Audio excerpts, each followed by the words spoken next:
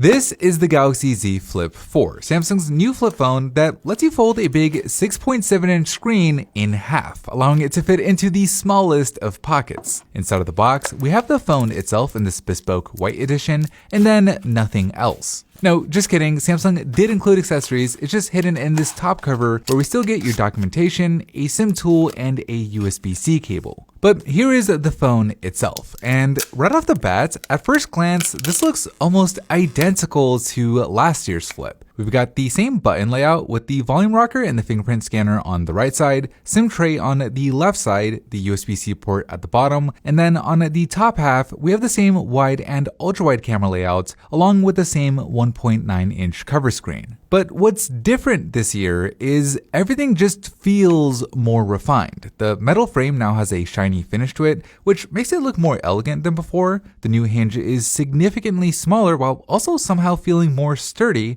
with it taking a bit more effort to open and close, and even the little things like the metal strips at the edge of the hinge have been reduced to the point where they're barely even noticeable. And then on the inside, while the crease where the phone folds is definitely still there, the actual dip on it isn't as pronounced as it was before. You can still feel it when you slide your finger across it, but it just isn't as noticeable as it was on the Flip 3. Now, the main screen on the inside is the screen you're going to use most of the time. It's a 6.7-inch AMOLED screen with a 120Hz refresh rate, and it's pretty good. But it is worth noting that because this has a more narrow 22:9 aspect ratio, it's not the same 6.7-inch screen size on something like the iPhone 13 Pro Max, since that has a more typical aspect ratio. As for the 1.9-inch cover screen, well, it hasn't changed much. Samsung is trying to make it more useful by adding new widgets to it, and they're cool and all, but for the most part, I think the cover screen will mainly be used for notifications and checking the time. Although, one area where having the cover screen is pretty much a game changer is how it lets you take selfies using the rear cameras,